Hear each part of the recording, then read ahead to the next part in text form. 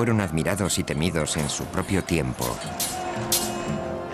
Antiguos guerreros que inventaron los campos de entrenamiento para reclutas, el asalto frontal, la educación subvencionada por el Estado y un estilo de vida y una estética que aún llevan su nombre. Son los espartanos. Y esta es su historia. Esparta. Mareas de guerra. Segunda parte. Estamos a finales del siglo V a.C. Esparta se ha involucrado en la guerra del Peloponeso para luchar por la supremacía sobre su enemigo más poderoso, el Imperio ateniense. Por vez primera en la historia, Esparta está contra las cuerdas. De las batallas anteriores habían surgido héroes y se habían derivado valores heroicos. Pero la guerra del Peloponeso acabó tanto con unos como con otros. Ciudades asediadas, rehenes masacrados, gente inocente asesinada. Fue la primera guerra moderna donde la nobleza tradicional se ignoró por completo. Para subsistir en este nuevo tipo de guerra, Esparta necesitaba una armada mayor y más poderosa. Y para conseguir tal armada, era imprescindible algo que Esparta nunca había tenido: dinero.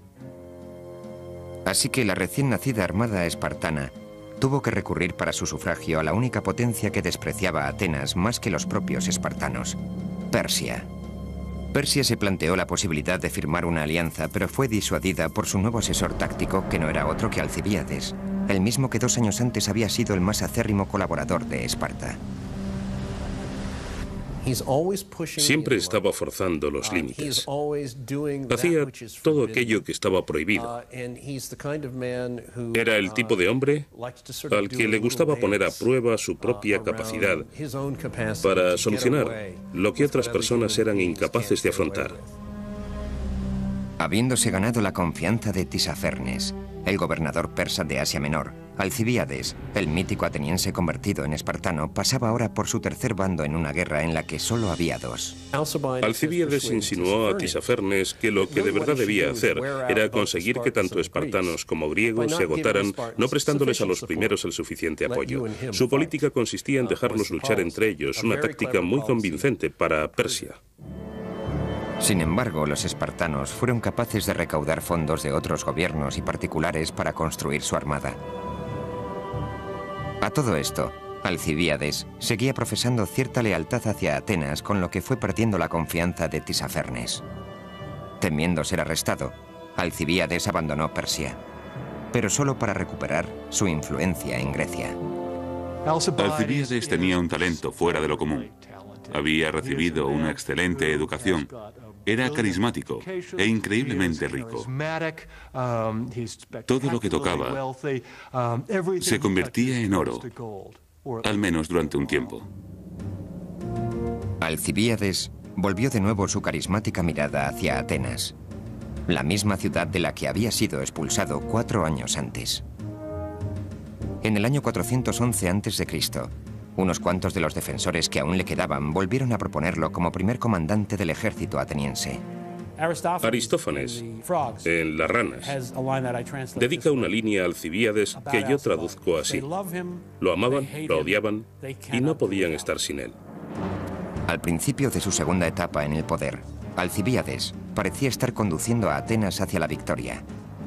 Aunque ahora la flota de Esparta era superior, Atenas defendió con tenacidad su imperio. Vencieron a los espartanos una vez tras otra. De hecho, los espartanos no ganaron una sola batalla hasta la de Notium, en el año 407 a.C., cuando Esparta, bajo las órdenes del almirante Lisandro, consiguió destruir un gran número de barcos atenienses. Pero la auténtica importancia de la batalla de Notium radica en que en ella se rompió algo más valioso: la alianza de Alcibíades con Atenas. Alcibíades estaba al mando de la flota en Notium y, por razones que desconocemos, la abandonó a su suerte, dejándola en manos no de otro general electo, sino del timonel de su propio barco. El timonel fue engañado para que presentara batalla a Lisandro en contra de las órdenes específicas de Alcibíades.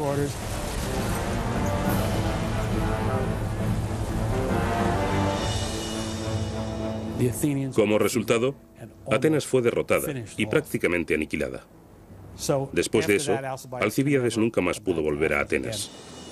En el año 405 a.C., Esparta se preparaba para acabar con lo que quedaba de la una vez magnífica armada ateniense. Lisandro trazó un plan definitivo de ataque sobre las fuerzas atenienses en Egospótamos. Desde su exilio, Alcibíades supo del plan de Lisandro y se dirigió hacia las líneas del frente para poner sobre aviso a los que habían sido sus amigos. Con la expulsión de Alcibíades, los atenienses cayeron en un pozo sin fondo, y luego, en el último momento, cuando Alcibíades volvió para proporcionarles la información que podría haberle salvado, nadie le creyó. Se negaron a hacerle caso. Al fin y al cabo, Alcibíades, sabemos que no eres una persona de la que nos podamos fiar plenamente. Y así era, aunque en este caso venía con la verdad. Los atenienses perdieron. Al final, la suerte había abandonado a Alcibíades. La derrota de Atenas lo obligó a esconderse y en el proceso le arrebataron casi todas sus riquezas. Alcibíades terminó muriendo de manera bastante ignominiosa, seguramente debido al fracaso de algún otro idilio que empujaría a los familiares de la chica de turno a asesinarlo. Disfrutaba con su capacidad para manejar a la gente. Al final acabó engañándose a sí mismo, pero durante toda su vida, los caminos que elegía para conseguir sus fines fueron simplemente extraordinarios. No hay otro personaje en la historia de Grecia tan completo e interesante. Por supuesto, su final no podía ser más que trágico. Después de la derrota en Egospótamos, el pueblo de Atenas se atrincheró tras la ciudad amurallada de Pireo, y Lisandro estableció un bloqueo naval que atravesaba la entrada al puerto de la ciudad. Los atenienses habían perdido su última flota y su capacidad para reabastecer la ciudad. Ahora era solo cuestión de esperar a ver cuántos meses podían aguantar hasta morir de hambre. Atenas cayó en marzo del 404 a.C. Lisandro entró en la ciudad y asumió el control del gobierno y del pueblo. Terminaban así los 27 años de guerra del Peloponeso.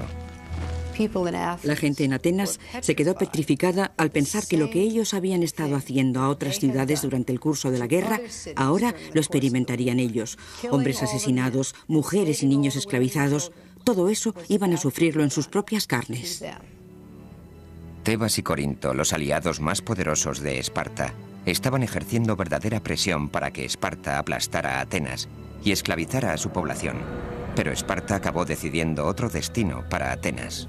Lo más sorprendente acerca del modo en el que terminó la guerra del Peloponeso no fue que venciera Esparta en lugar de Atenas, sino que Esparta determinara no destruir Atenas. Ciertas personas en Esparta abogaban porque eso ocurriera, y eran muchos los atenienses que suponían que así sería. Pero salvar a Atenas no fue un acto de clemencia, sino de pura necesidad política. Los aliados de Esparta deseaban con todas sus fuerzas la aniquilación de los atenienses, pero Lisandro y los espartanos se dieron cuenta de que destruyendo Atenas, lo único que conseguirían sería un vacío de poder que sería ocupado por Tebas, con la que estaban empezando a surgir problemas. Para Esparta la cuestión era, si no destruimos Atenas, ¿qué hacemos con ella? El comienzo de una nueva era respecto a política exterior marcaría definitivamente el principio del fin de Esparta. Estamos en el año 404 a.C.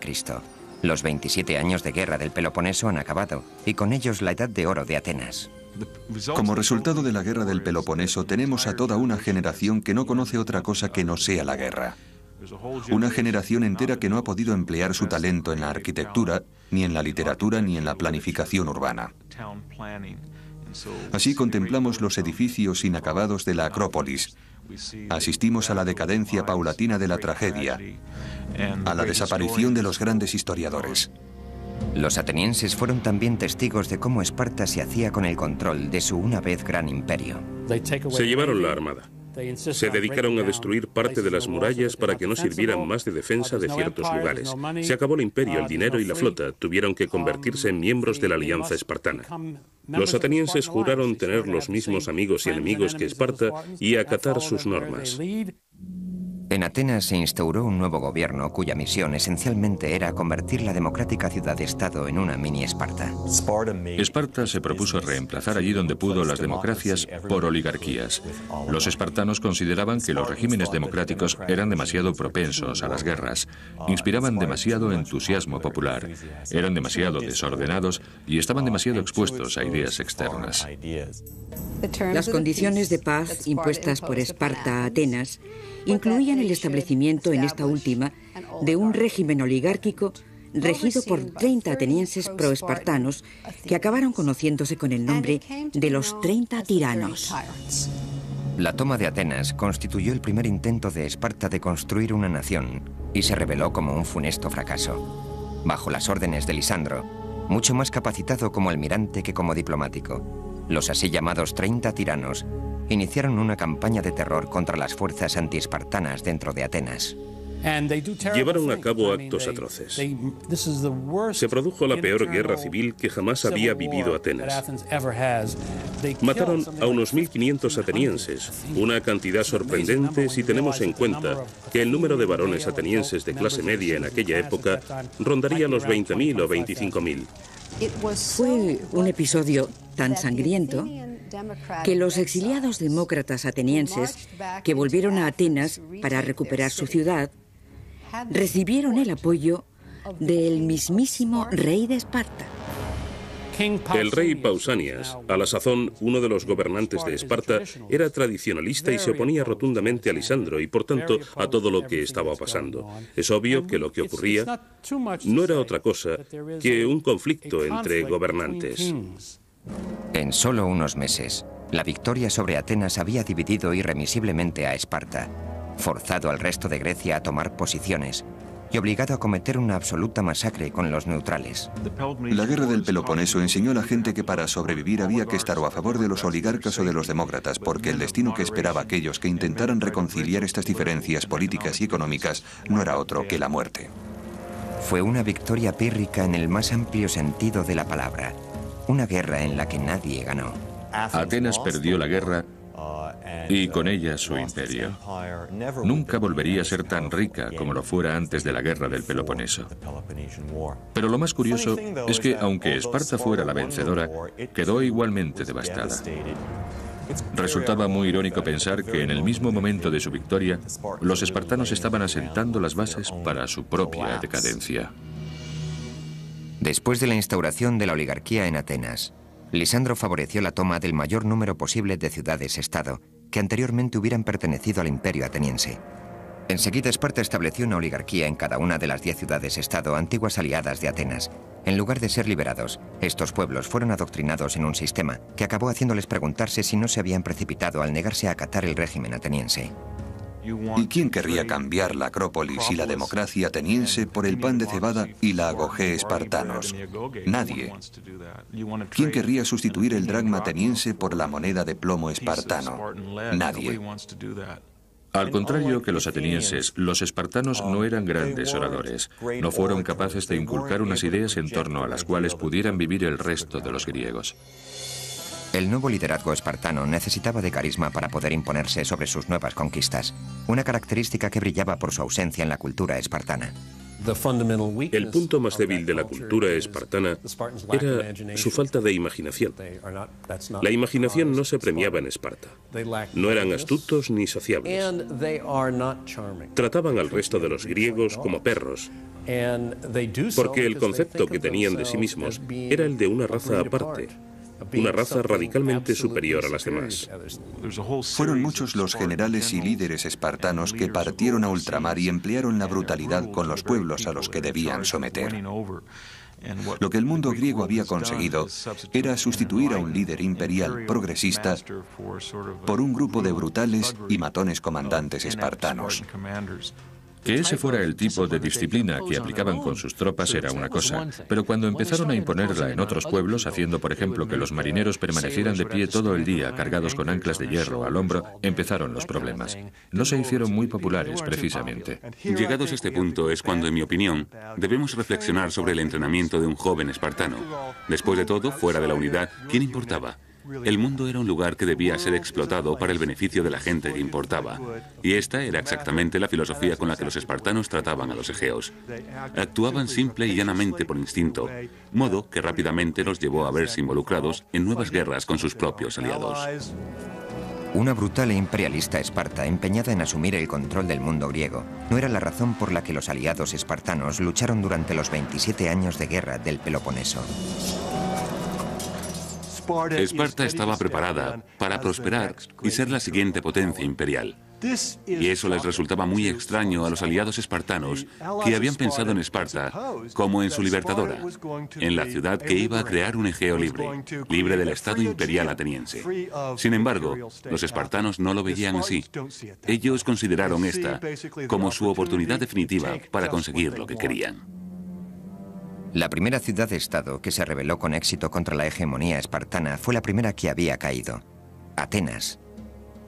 En el año 403 a.C., los atenienses regresaron a Pireo y lideraron una fructífera revuelta contra los 30 tiranos de Lisandro.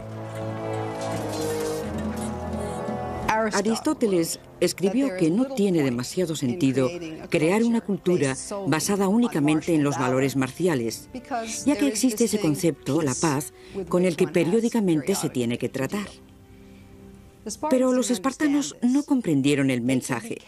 Se podía contar con que una vez que ganaban la guerra, iban a perder la paz. No pasó un año entero, dentro del siglo IV, en el que los espartanos no se las compusieran para distanciarse de alguien que antes había sido su aliado. Tenían un don especial para ello. El error fatal que cometieron los espartanos en los años que siguieron a la guerra del Peloponeso fue subestimar la importancia que tenía mantener a los aliados satisfechos. Ninguna ciudad-estado en Grecia, no importa cuál fuera la grandeza de su capacidad militar, podía dirigir el mundo griego sin el apoyo de otros estados aliados. Además, debía mantener siempre vigilado a su gigantesco vecino de la esquina, Persia. Esparta tenía que idear un modo de conservar la amistad de todos esos estados. Y en vez de eso, lo que hacía era alejarse cada vez más de ellos. La receta infalible para el desastre. Rápidamente, Esparta se las compuso para suscitar el odio de sus dos aliados más importantes y hasta el momento más fieles, Tebas y Corinto. Enseguida se abrió una brecha entre ellos y algunos de sus aliados con demasiado poder como para ignorarlos. Tan solo una década después de su gran victoria, Esparta volvió a verse envuelta en una guerra. Pero en esta ocasión, la invencible máquina de guerra espartana quedaría hecha añicos y sin reparación posible. Alrededor del año 398 a.C., vientos de cambio soplaron en la capital espartana.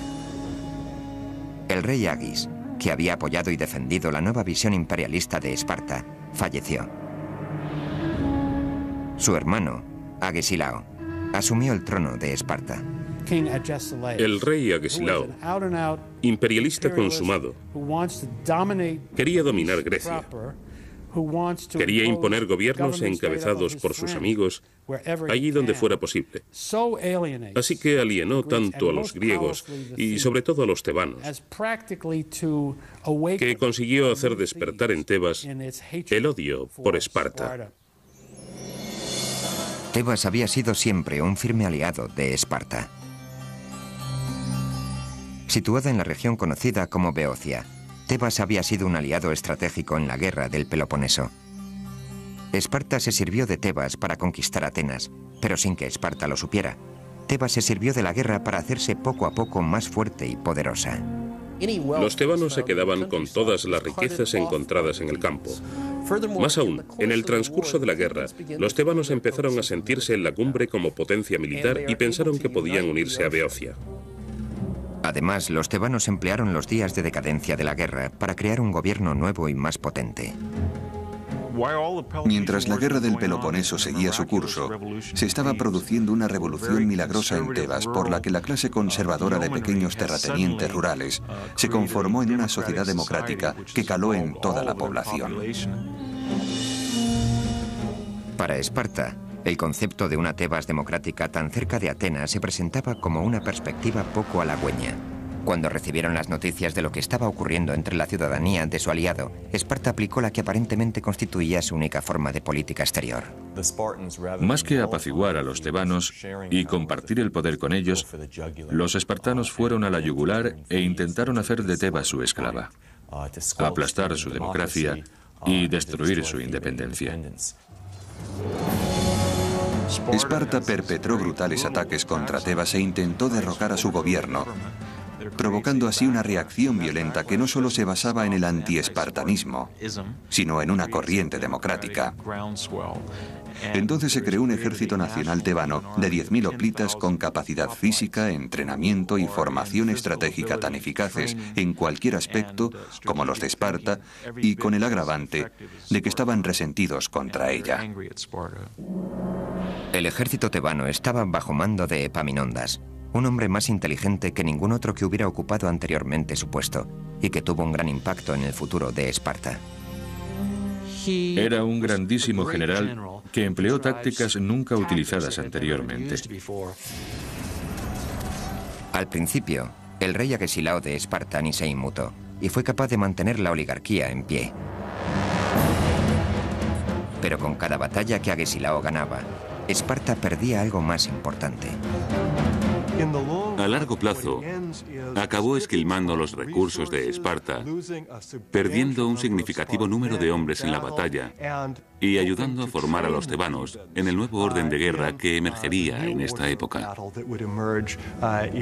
Hizo gala de verdaderos talentos, como su extremada astucia militar o su capacidad política, pero Agesilao no parecía prestar demasiada atención a la verdadera noción básica del arte de guerra espartano.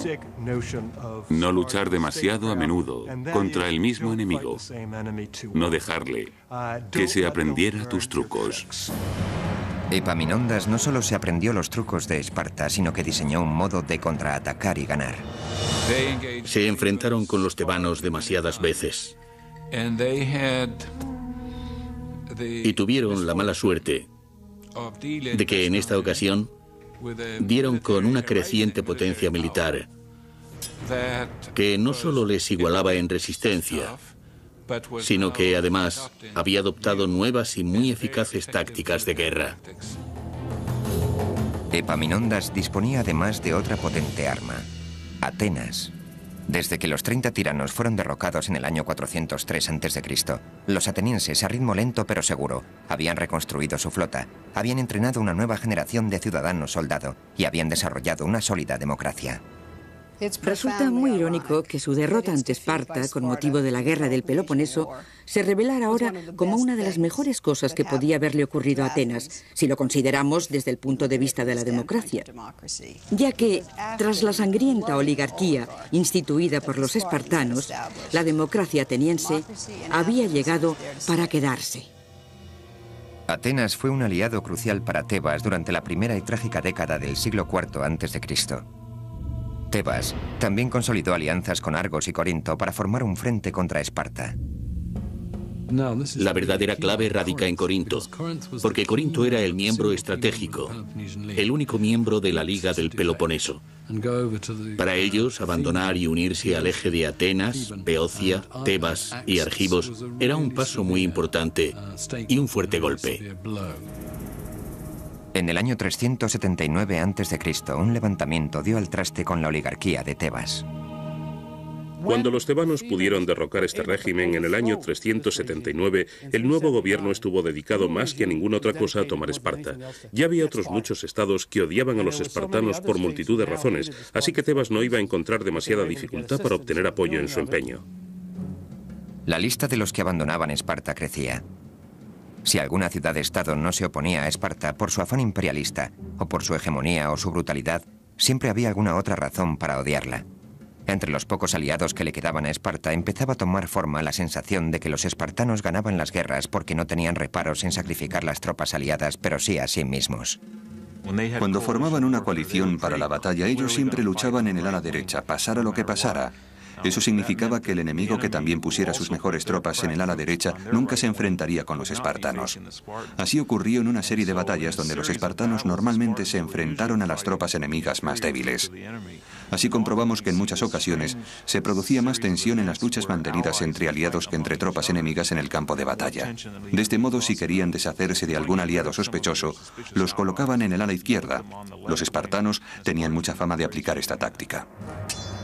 Resulta particularmente irónico que la ciudad-estado más insular, la más antiimperialista, la que menos afán tenía por recurrir a la guerra a menos que fuera imprescindible, estuviera ahora combatiendo por todo el mundo conocido para mantener su supremacía. El punto álgido llegó en Leuctra, en la región de Beocia.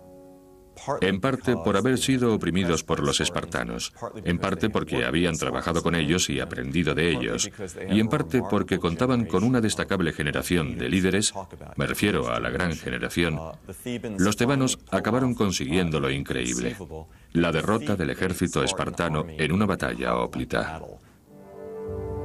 En el año 371 a.C., los espartanos regresaron a la recientemente democrática Tebas en un nuevo intento de hacerse con la ciudad. Pero en la llanura cercana a Leuctra toparon con Epaminondas, con sus 300 soldados de élite de la Sagrada Banda y con una fuerza de tropas aliadas gigante. Además, Tebas contaba con nuevas tácticas que ponían a prueba la falange espartana. Lo primero que hizo Epaminondas fue colocar sus mejores tropas en el ala izquierda y de ahí formó ramificaciones. Eso significaba que la batalla sería un frente a frente entre los contingentes de élite. Epaminondas no iba a matar a los aliados peloponesos, quería matar a los espartanos. Así que les dijo a sus propios aliados: no tenéis que enfrentaros a los espartanos, de eso nos encargamos nosotros. El ejército espartano no solo fue derrotado, sino que quedó destruido. Más del 70% de los efectivos que lucharon en la batalla murieron. Dos fueron las principales razones por las que Esparta perdió la batalla definitiva de Leuctra.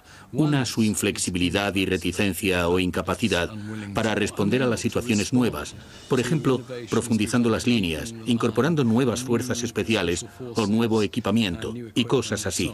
Y la otra fue sencillamente cuestión de cantidad. Los espartanos ya no contaban con hombres suficientes. Ya no tenían aquellos 9.000 hombres con los que se habían librado las batallas contra los persas, ni los 5.000 con los que se librara la guerra del Peloponeso. Ahora habían quedado reducidos a un puñado de espartanos. Y si es verdad que los que quedaban lucharon y lo hicieron bien, también lo es que no fueron suficientes. Epaminondas sencillamente abatió a los espartanos. Mató a 700, una pérdida que no se podían permitir, y tiraron por los suelos el concepto de la invencibilidad militar espartana. Por último y más significativo, Epaminondas no consideró esto como un final, sino como un principio. Después de su derrota en Leuctra, el abatido y desmoralizado ejército espartano volvió a casa para reagruparse. Fue un durísimo golpe para los espartanos, pero no tenía por qué ser un golpe mortal. Y no lo hubiera sido si el sistema espartano hubiera contado con las reservas, la flexibilidad y los recursos para afrontar la derrota. Pero precisamente la crítica que podemos hacer a los espartanos es que esto era justo de lo que carecían. La baza más importante de los espartanos, su estructura política y social, se presentaba ahora como su mayor lastre. Lo que una vez fuera la fuente de su poder y estabilidad, era ahora el origen de su debilidad y de su apatía. En el año 362 a.C., los espartanos sufrieron una nueva derrota a manos de los tebanos en la segunda batalla de Mantinea. Estaban tan inmersos en sus métodos tradicionales que no conseguían aprender nunca de las repetidas experiencias. Y lo más sorprendente de todo esto es que fracasaran de nuevo en Mantinea, donde fueron atacados exactamente con las mismas tácticas con las que habían sido derrotados en Leuctra. Si te arriesgas una vez y te dan, no vuelves a hacerlo. Cambias de táctica. Aprendes de la experiencia. Pero a Esparta no se le daba bien innovar. El conservadurismo formaba parte de su carácter. Más valía malo conocido. Y no solo es que Esparta hubiera perdido su habilidad para las batallas de hoplitas tradicionales, sino que además era incapaz de adoptar la flexibilidad necesaria para enfrentarse al reto de nuevas formas de guerra. El arte de la guerra implicaba batallas navales y asedios, y todas estas tácticas, a su vez, requerían otras habilidades aparte de valor y fuerza. Requerían de conocimiento, de ciencia. Cuando una ciudad se proponía envenenar el agua de Esparta, luchar contra ella de noche, emplear ondas o arcos o lanzadores de jabalinas, el sistema espartano empezaba a desplomarse. El arte de la guerra había evolucionado, pero no así Esparta. Ellos seguían con sus brutales prácticas en las que amenazaban a los niños y forzaban a los jóvenes a someterse en los juicios de la agogé. Quizá fueran demasiado intransigentes respecto a lo que consideraban personas inferiores. En el 370, el número de hombres había descendido hasta los 1000. Irónicamente, el concepto de valor de los espartanos fue lo que los llevó al declive. En un sistema donde la cobardía es un pecado, los mejores luchadores no se encontraban en los regimientos espartanos, sino en los cementerios. La cobardía para los espartanos no coincidía con nuestro actual concepto. La cobardía no consistía solo en salir huyendo. A veces sobrevivir en una batalla donde todos los demás habían muerto también era un síntoma de cobardía. La reducción de la población se debió a la caída en picado que había estado sufriendo el índice de natalidad espartano durante al menos medio siglo. Seguramente aquellas visitas nocturnas a hurtadillas, que acarreaban castigos si eran descubiertas y que por tanto no serían muy frecuentes, podrían haber disminuido las oportunidades de producir descendencia y contribuido a la fatal caída que con el tiempo sufrió la población espartana. Si quieres contar con una creciente población y con mujeres que tengan hijos a los 15, 16, 17 o 18 años, lo cual era necesario en el mundo antiguo dada la preponderancia de las enfermedades infantiles y el bajo índice de supervivencia para los jóvenes, el sistema espartano fue la mejor receta para el desastre. Aunque se produjo una reducción preocupante del número de soldados de élite, el sistema espartano propiciaba aún más la pérdida de categoría. Era muy fácil que te degradaran, mientras que ascender resultaba prácticamente imposible. Podían degradarte por no haber sido capaz de proporcionar comida para todos los compañeros de unidad, por temblar en la batalla o por un sinfín de pecados sociales. Además, no había forma humana de recuperar la categoría. Así que Esparta creó un peligroso tipo de población flotante, que era espartana de nacimiento, espartana de formación, pero que había sido privada de su ciudadanía espartana. Estaban deshonrados en una sociedad donde el honor lo era todo, y constituían un problema. La terrible culpa que puede achacársele a Esparta es que permitiera que esto ocurriera, que no estuviera dispuesta a dar el cambio ideológico y que no se comprometiera a reclutar nuevos miembros de élite. Todo esto nos hace pensar en un Estado que quizá no estuviera en contacto del todo con la realidad. Entonces, por vez primera en su larga historia, Esparta fue invadida y se vio obligada a defenderse en su propio territorio.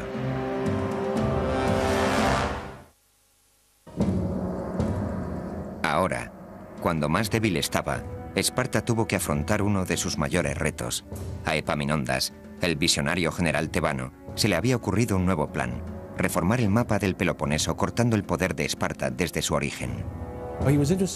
No solo estaba interesado en acabar con la potencia física de Esparta, sino que pretendía destruir el mito de la superioridad espartana, porque este era el golpe necesario para acabar la fosa de Esparta. Comprendió que Esparta no podía seguir existiendo como tradicionalmente lo había hecho si los ilotas obtenían la libertad. Hasta entonces habían dependido absolutamente de la actividad agrícola de los ilotas para mantener el ritmo del sistema. Sin Mesenia, Esparta perdería los recursos que la habían convertido en una primera potencia. Con el apoyo de la alianza de Tebas, Atenas y Corinto, Epaminondas inició la fase primera de su plan para destruir Esparta. A principios del año 369 llega Mesenia y anuncia a sus ciudadanos que han dejado de ser ilotas para recuperar su antiguo estatus como ciudadanos griegos libres e independientes. Fue un acontecimiento muy significativo, como si en el antiguo sur un día tuviéramos esclavos negros y al día siguiente se hubieran convertido en ciudadanos de pleno derecho.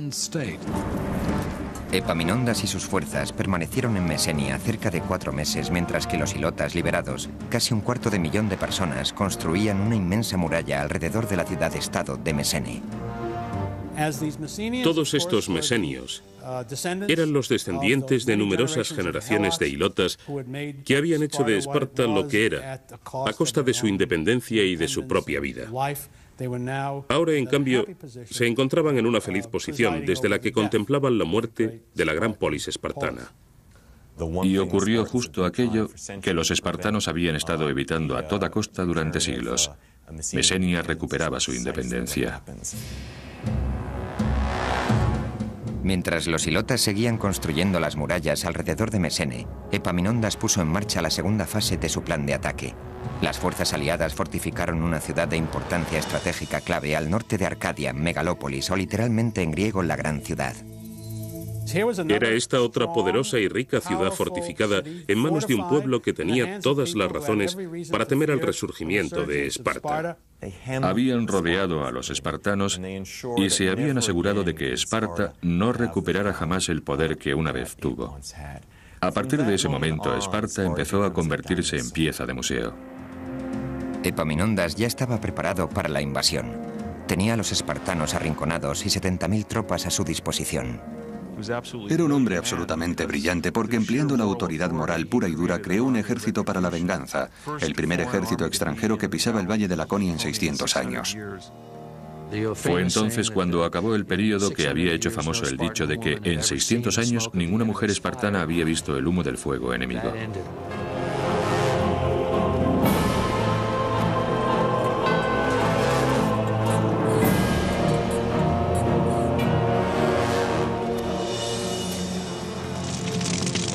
En respuesta, Esparta hizo lo que nunca antes había hecho. Se replegó y se relegó a sí misma al papel de potencia de segunda categoría dentro del mundo griego.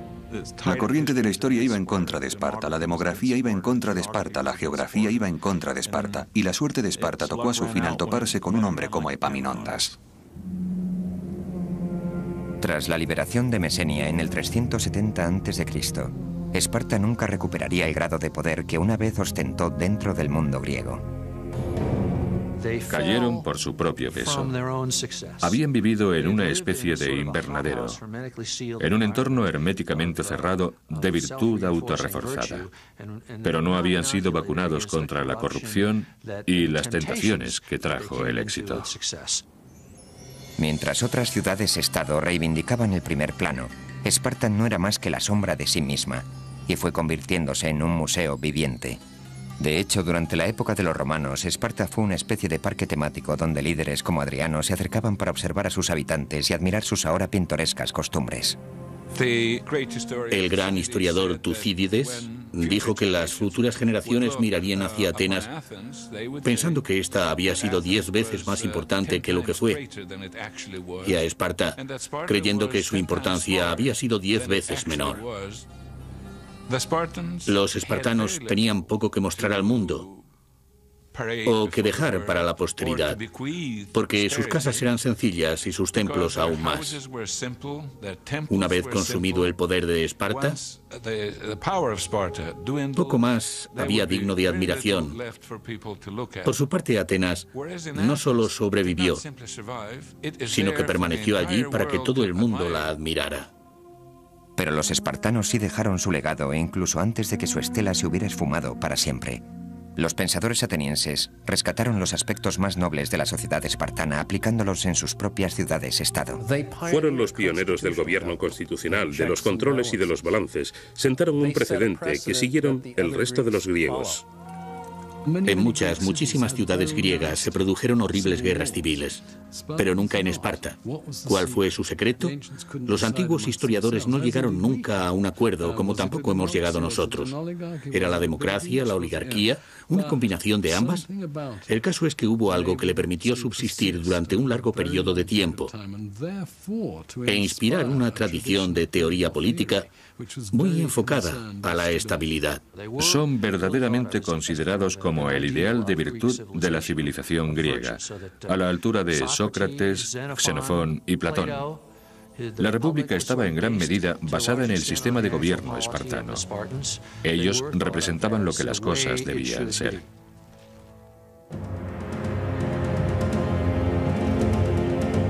Durante los 20 siglos siguientes, filósofos y políticos se remitieron una y otra vez a la gloria que una vez fue Esparta. El Renacimiento italiano idealizó a Esparta y a su gobierno oligárquico por su demostrada estabilidad y los presentó en muchas ocasiones como modelo para Venecia. Durante el siglo XVIII, y en particular en Francia, la gente sentía verdadera pasión por Esparta. Rousseau diría de ellos que constituyeron una república de semidioses, no de hombres. En la época de la Revolución Francesa, fueron muchos los que anhelaron morir noblemente como espartanos.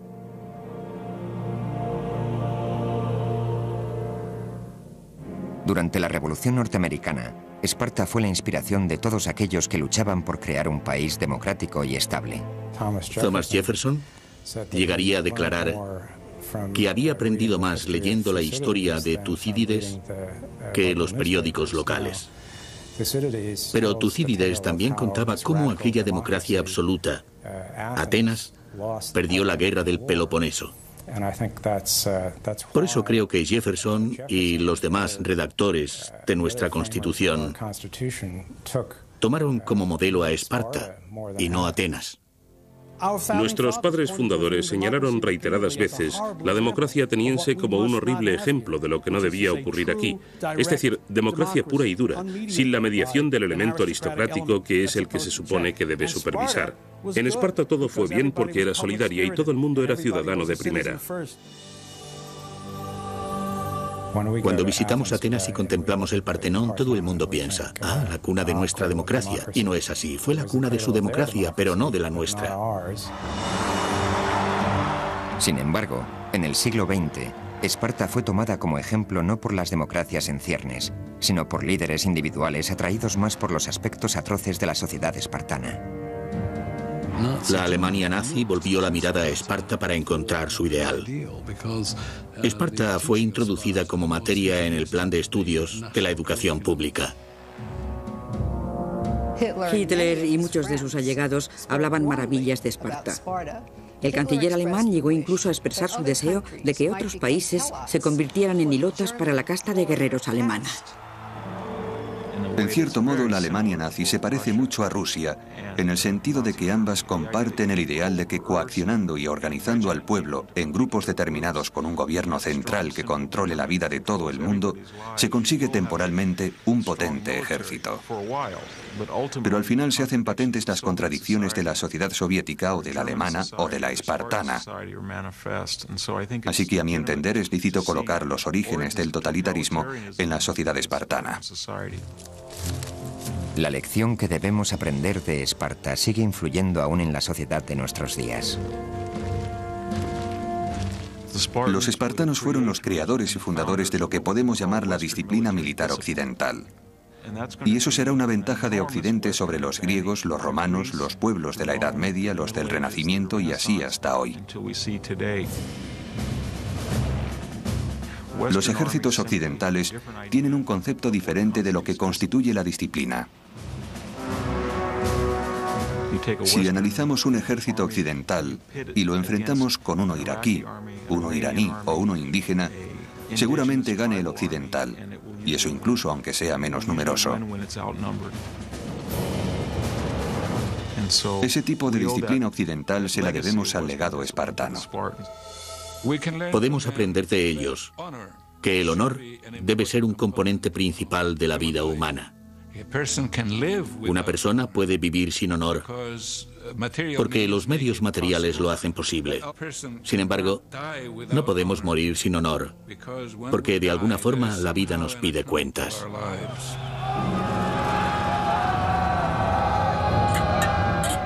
Pero la grandeza de Esparta se ve manchada por el terrible precio que miles de personas tuvieron que pagar a cambio de los logros espartanos. Tuvieron que renunciar a todos los aspectos humanos necesarios para el funcionamiento decente y digno de las personas. lo cual les proporcionó excusas para comportarse de manera cruel, egoísta e intolerante. El precio al que consiguieron alcanzar la superioridad, el honor a costa de la libertad, incluso de su propia libertad, es una burla de lo que el desarrollo humano necesita. Podemos decir que al final, Esparta tuvo lo que se merecía. Las sociedades modernas cuentan con una gran ventaja: la perspectiva histórica que les permite tomar lo mejor que Esparta puede ofrecer y deshacerse del resto.